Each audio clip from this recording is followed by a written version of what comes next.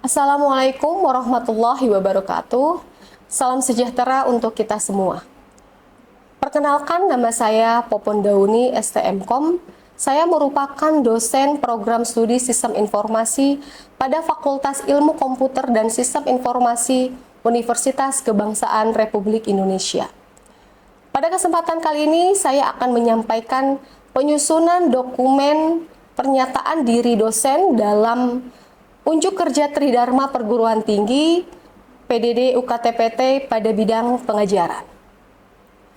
Mata kuliah yang saya ampu dan yang akan saya sampaikan di sini adalah mata kuliah algoritma pemrograman yang memiliki bobot SKS sebanyak 3 SKS yang terdiri dari 2 SKS untuk teori dan 1 SKS untuk praktikum.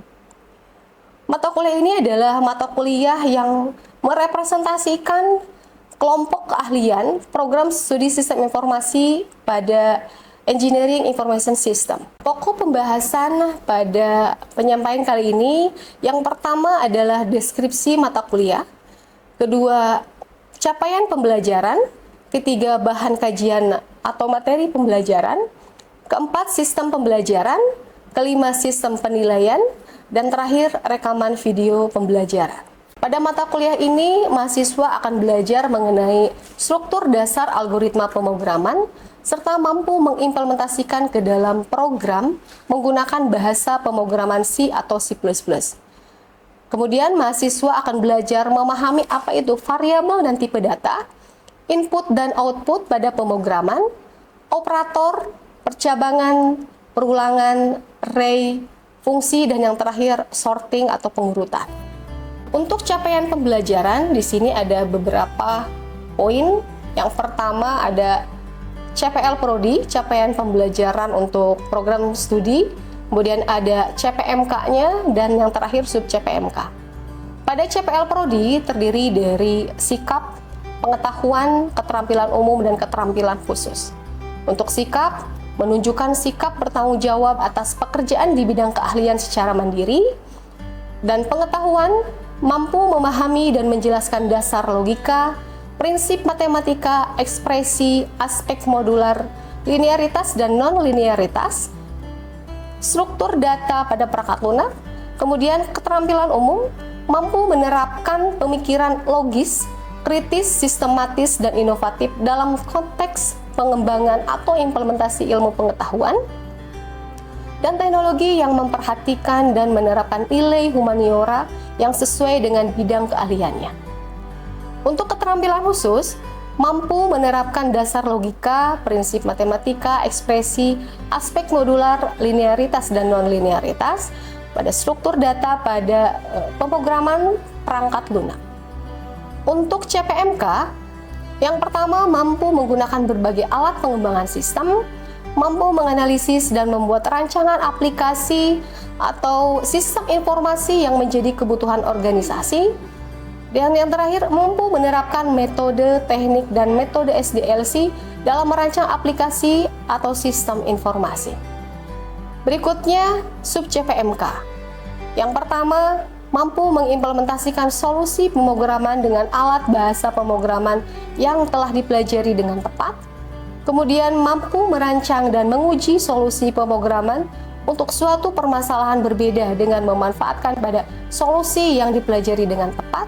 Dan yang terakhir, mampu mendemonstrasikan solusi pemrograman untuk suatu permasalahan berbeda dengan memanfaatkan pada solusi yang telah dipelajari dengan tepat. Berikutnya yang akan saya sampaikan mengenai bahan kajian atau materi pembelajaran. Bahan kajian atau materi pembelajaran di sini terdiri dari beberapa materi. Yang pertama, pengantar algoritma pemrograman. Berikutnya ada struktur dasar algoritma pemrograman, tipe data variabel, operasi input-output, operator, percabangan, perulangan, array, fungsi, dan yang terakhir adalah pengurutan. Yang di dalamnya include pelaksanaan UTS dan UAS. Sistem pembelajaran yang saya lakukan terdapat 2 metode. Yang pertama metode sinkron dan metode asinkron. Untuk metode sinkron, pembelajaran tatap muka secara langsung di kelas, di lab komputer, atau online meet di mana mahasiswa bisa berdiskusi, berkolaborasi, atau mendapatkan feedback secara langsung. Yang kedua, metode asinkron. Metode asinkron adalah pembelajaran dengan menggunakan Learning Module System atau disingkat LMS, di mana mahasiswa dapat mengakses info pembelajaran, diantaranya video pembelajaran, materi pembelajaran, tugas, kuis, UTS, dan UAS. Berikutnya mengenai sistem penilaian yang dilakukan pada mata kuliah algoritma pemrograman. Di sini ada beberapa poin. Yang pertama ada kehadiran sebanyak 10%, kemudian ada tugas sebanyak 20%, UTS sebanyak 25%, dan yang terakhir UAS sebanyak 35%. Berikut adalah rekaman video pembelajaran pada mata kuliah yang saya ampu pada pertemuan kedua. Terima kasih. Wassalamualaikum warahmatullahi wabarakatuh.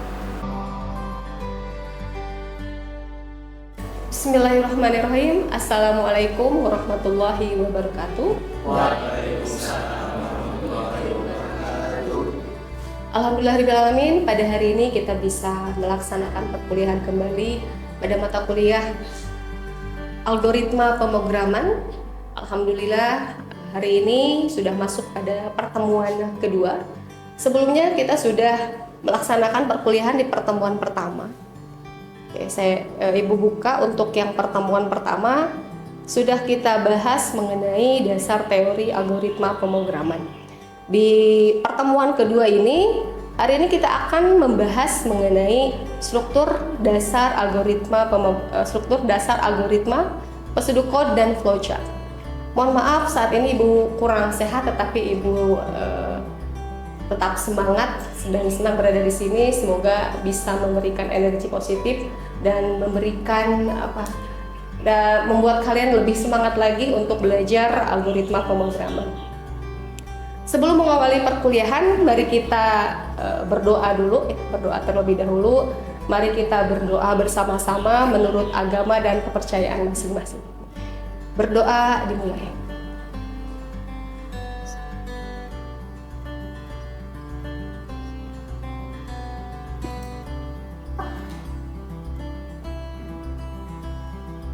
Selesai.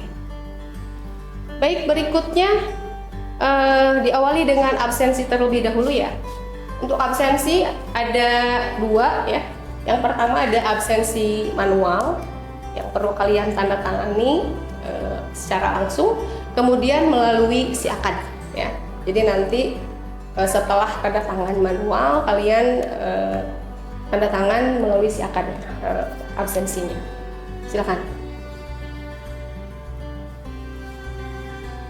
Ya, silakan sambil ini aja ya, berkeliling ya ininya ya, tanda tangannya ya. Kemudian jangan lupa tanda tangan untuk si akadnya.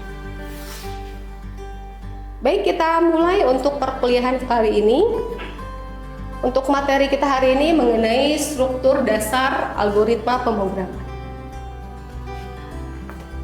Sebelumnya sudah belajar dasar algoritma, apa itu algoritma pemrograman. Oke, kita review lagi untuk pertemuan pertama ya. Oke. Apa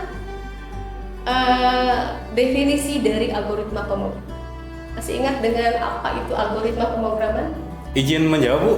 Silahkan.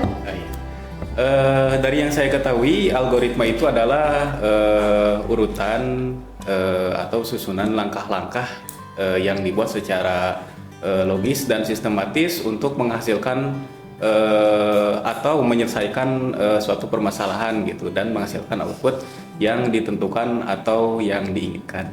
Terima kasih. Bagus, sama. Ada lagi yang mau menambahkan apa itu algoritma pemrograman? Masih ingat? Ya, silakan. Algoritma pemrograman adalah seni dan ilmu dalam menyusun langkah-langkah terstruktur untuk membentuk suatu program. Bagus, Melinda. Oke, baik, berikutnya kita awali dengan review kembali yang sebelumnya mengenai definisi algoritma. Nah, asal kata algoritma ini adalah berasal dari nama Abu Zafar Muhammad Ibnu Musa Al-Khwarizmi. tadi sudah disampaikan ya, di sini Ibu review kembali apa itu algoritma. Algoritma adalah urutan langkah logis tertentu untuk memecahkan suatu masalah. Di sini artinya ada urutan langkah-langkah dan tidak ada step yang terlewat, ya, tidak ada step yang tidak boleh melompat-lompat. Nah, algoritma ini masuk di Indonesia pada tahun 1980-an. Oke, sekarang kita berikan apa sih contoh dari algoritma? Tadi kan sudah dibahas ya, algoritma itu urutan langkah-langkah logis. Kalau kita visualisasikan dalam kehidupan sehari-hari, apa itu algoritma? Ya, contohnya apa sih? Nah, kalau kita lihat di sini ada cara memasak tempe goreng. Di situ kan terlihat urutan langkah-langkahnya, mulai dari tutung tempe dulu, kemudian bumbui tempenya, siapkan minyaknya, goreng tempenya, kemudian didangkal. Nah, itu adalah algoritma. Ya. Sebenarnya ini tidak hanya ini kalau lihat goreng tempe jadi lapar ya. Oke. Dari kalian sekarang, coba contoh dari algoritma dalam kehidupan sehari-hari selain dari cara memasak tempe goreng. Cuma kalian. Oke. Ya, silahkan. Yang saya tahu, contoh algoritma dalam kehidupan sehari-hari seperti menyeberang jalan, ada langkah-langkahnya, terus membuat kopi dan membuat mie instan, Bu. Oke, bagus. Ada yang lain? Silakan, ada lagi? Oke, silakan. Contoh lainnya mungkin dari cara memakai baju sama cara membuat teh, Bu. Oke, bagus. Eka, ada lagi? Silakan. Ya, silakan. Contoh lainnya seperti kita memasak mie instan. Stepnya itu kita persiapkan minyak, wajannya, serta air untuk merebus airnya. Setelah kita merebus airnya, kita bumbui mie itu. Setelah itu kita tiriskan. Setelah itu dihidangkan ke dalam di atas piring. Gitu. Itu mie goreng berarti ya? Iya. Oke, Zaki. Oke, keren semuanya ya. Kita kasih applause buat semuanya.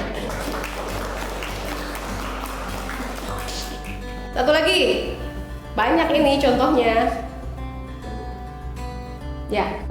Yang setahu saya ada juga seperti cara membuat telur goreng. Yang pertama siapkan telur, lalu siapkan wajan dan minyaknya, lalu panaskan. Setelah itu masukkan telur ke dalam wajan tersebut, lalu digoreng. Setelah digoreng, setelah matang disimpan ke dalam piring. Oke, bagus, sudah sama urutan. Oke, cukup. Oke, untuk yang di sini Ibu visualisasikan untuk contoh algoritma. Salah satunya adalah penerbitan IKTP. Tadi sudah dicontohkan contohnya cara memasak tempe goreng. Kemudian penerbitan IKTP juga ini kan ada urutan langkah-langkahnya. Tidak langsung dapat KTP-nya gitu ya.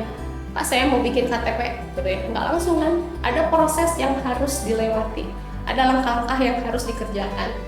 Mulai dari pertama penduduk wajib KTP datang dengan membawa surat panggilan mendatangi tempat pelayanan.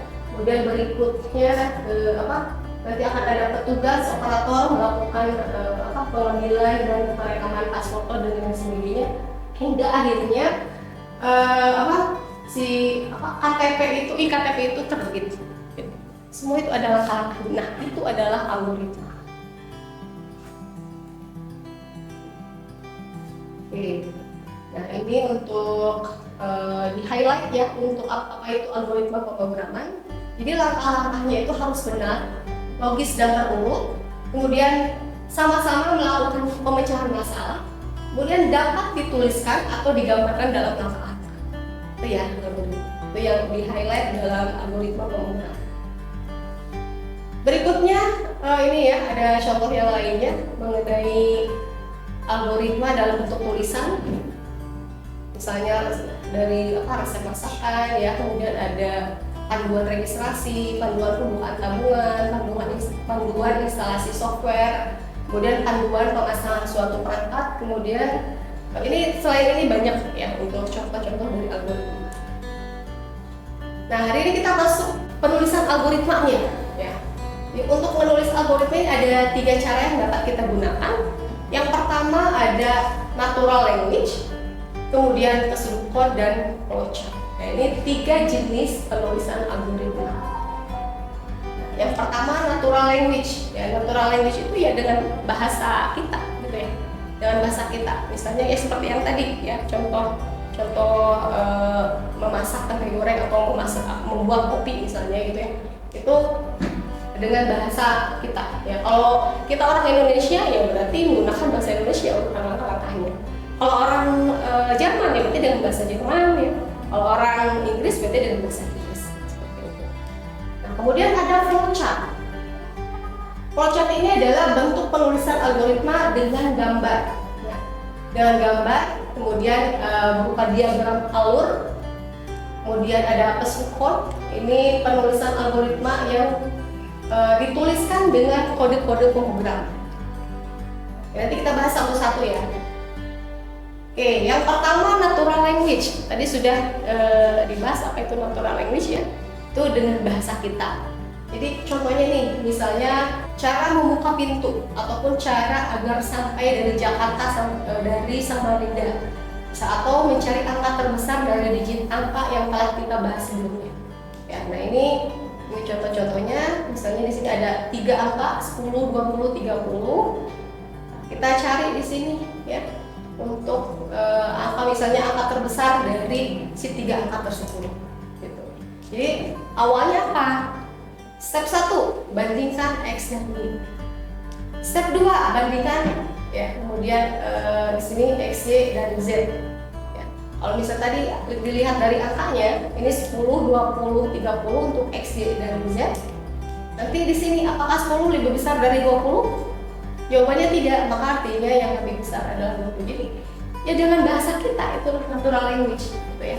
Sampai menghasilkan maka bilangan terbesarnya adalah 30. Itu natural language-nya. Nah, ini kalau dalam kita implementasikan dalam pemrograman, contohnya misalnya algoritma menghitung luas persegi. Nah, bagaimana implementasinya? Itu yang pertama, masukkan panjang, masukkan lebar, ini maksudnya nilainya ya.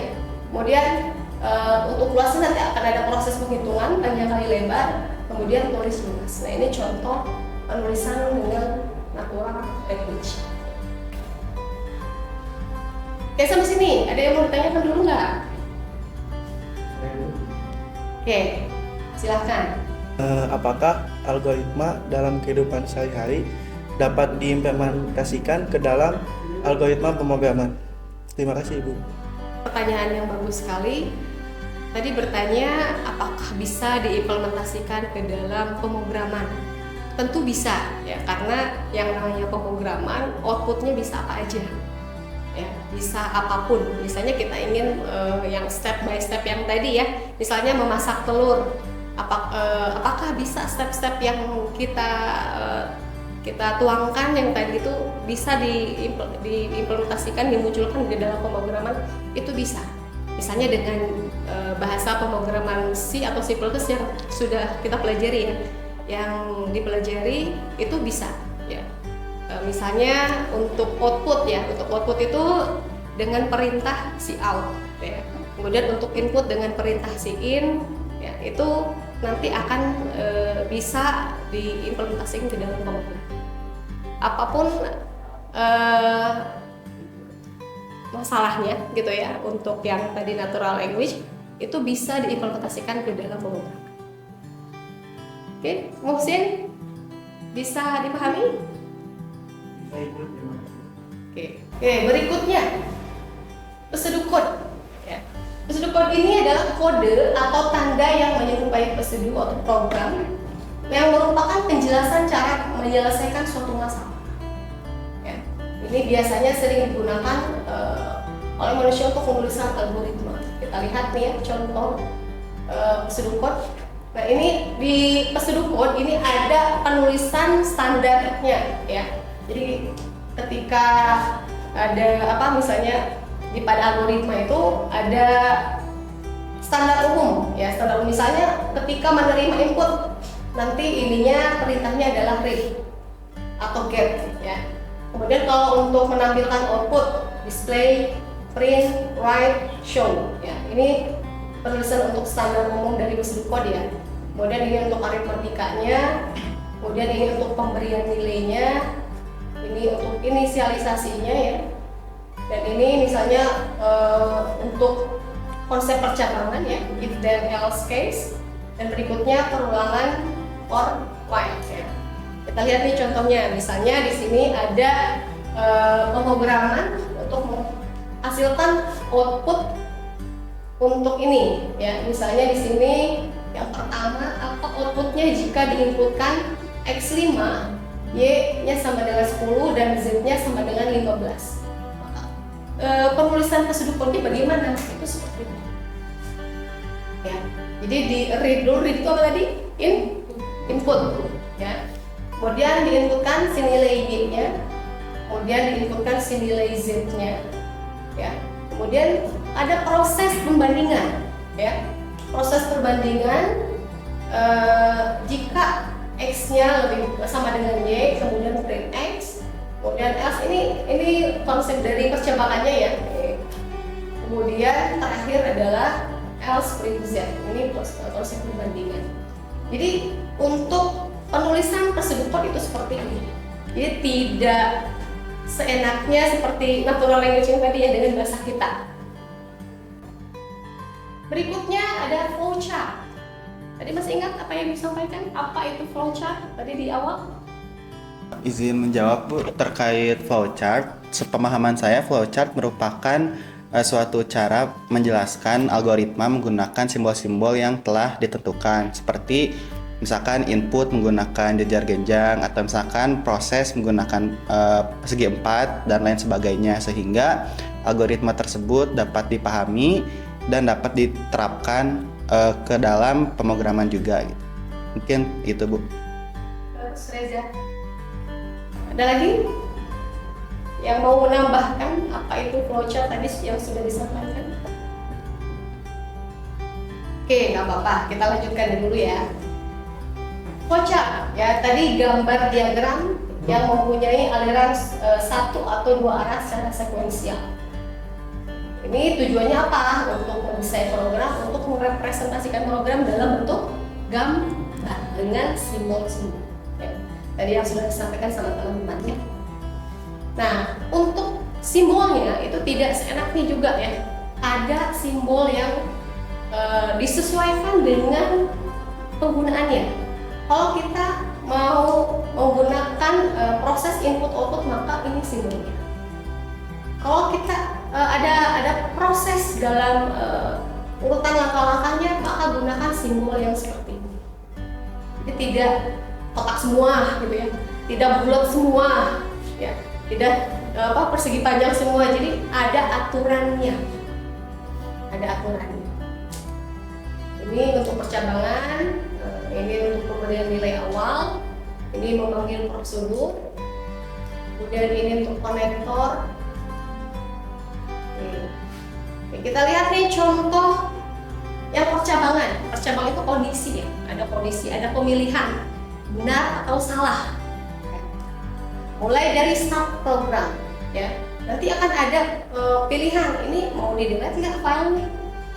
Oh iya, gitu ya, delete file, not delete envelope. Oke, ini lambangnya nih, ini harus seperti ini.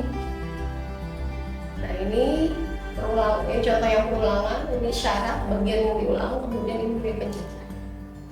Ya, kita lihat contoh yang gampang ya, yang gampang menghitung luas persegi panjang. Teman-teman pasti sudah pada tahu ya, apa rumus luas persegi panjang? Apa rumusnya? Oke, ya sekali lagi ngomong keras suaranya dong. Oke, untuk flowchartnya itu seperti ini. Kenapa ini menggunakan simbol jajaran genjang seperti ini ya? Karena ini adalah proses untuk input lambang simbolnya, gitu ya. Masukkan nilai P, masukkan nilai L. Tidak boleh menggunakan simbol yang segi 4, karena segi 4 ini untuk apa? Untuk proses. Ya. Nah kemudian tulis hasilnya. Hasil itu kan bukan proses, maka simbolnya itu sama dengan proses input output. Jadi ini simbol ini untuk proses input dan output. Kemudian selesai. Ini contoh sederhana untuk flowchart. Ya. Kalau misalnya untuk yang lainnya bagaimana Bu? Ya disesuaikan dengan ini ya, dengan pemrogramannya. Kalau misalnya dalam kehidupan sehari-hari bagaimana Bu? Gitu ya. Ya bisa aja gitu ya. Kalau memang itu merupakan sebuah proses, berarti gunakan simbol proses. Ya. Kalau itu merupakan proses input, misalnya menginputkan data, misalnya kayak tadi penerbitan IKTP, operator ya menginputkan suatu data itu kan proses input, berarti menggunakan simbol input seperti itu. Bisa dipahami? Bisa. Nah, ini contoh yang lain ya, mencari jalan pulang nih. Kalau yang tadi kan ini ya, ngitung-ngitung ya, ngitung-ngitung. Ini dalam kehidupan sehari-hari, mencari jalan pulang. Ya, ini disesuaikan. Oh ini ada kondisi nih. Ini mau ke kiri atau ke kanan gitu ya. Oh kalau ke kiri salah.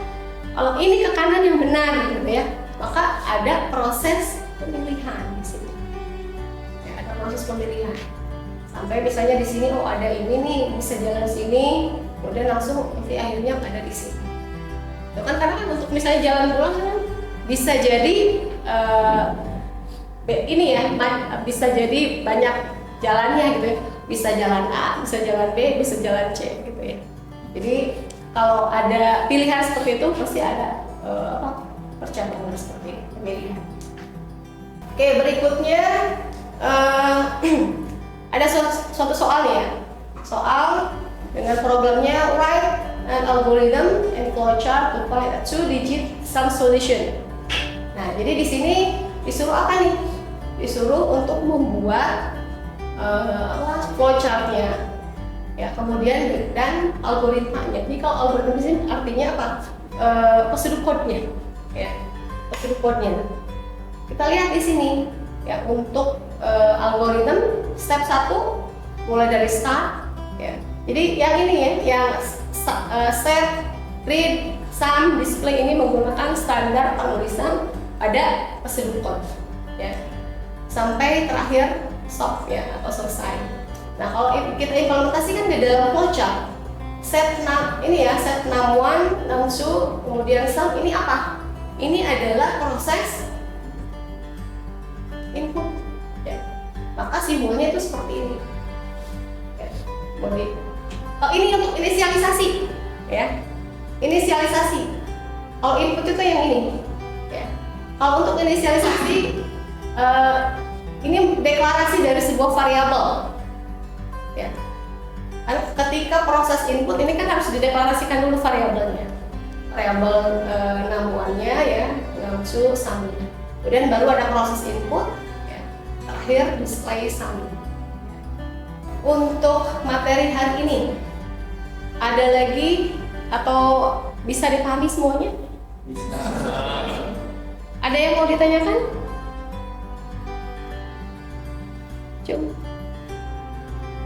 Oke. Apa tujuan utama dari penggunaan flowchart dalam pemrograman? Terima kasih Bu. Sama-sama Fasya. Untuk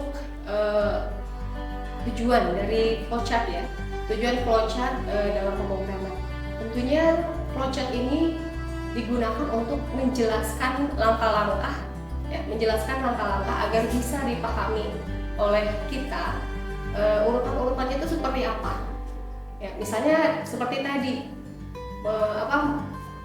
program luas ketiga misalnya, program luas ketiga itu kan terlihat urutan-urutannya dari simbol-simbolnya itu akan terlihat mulai dari awal sampai menghasilkan hasilnya gitu ya. Dari simbol dari apa yang disampaikan dengan flowchart itu akan mudah dipahami oleh kita. Seperti itu. Bisa dipahami, Tasya? Terima kasih. Alhamdulillahirrahmanirrahim, untuk perkuliahan kita hari ini sudah selesai. Semoga bisa bermanfaat. Kemudian untuk pertemuan berikutnya, ya, pertemuan berikutnya itu akan ada materi mengenai dasar pemrograman C++ ini sudah masuk ke pemrogramannya ya, sudah masuk ke pemrogramannya. Nanti untuk hari ini akan ada tugas. Tugasnya nanti Ibu share ya. Nanti kalian langsung masuk aja ke LMS yang ukakuliahdaring.id ya. Untuk tugas-tugasnya silahkan kalian masukkan, kirimkan di LMS ya, di LMS. Tugasnya sudah disiapkan, link tugasnya, jadi tinggal kalian masukkan saja ya, kirimkan saja. Baik, untuk pertemuan hari ini alhamdulillah sudah selesai. Semoga bisa memberikan pengalaman, kemudian pengetahuan yang berbeda ya, yang nambah lagi pengetahuannya, dan semoga masih tetap semangat karena ini baru pertemuan kedua, masih ada pertemuan 3, 4, 5 dan seterusnya. Kita akhiri dengan hamdalah bersama. Billahi taufiq wal hidayah. Wassalamualaikum warahmatullahi wabarakatuh. Waalaikumsalam.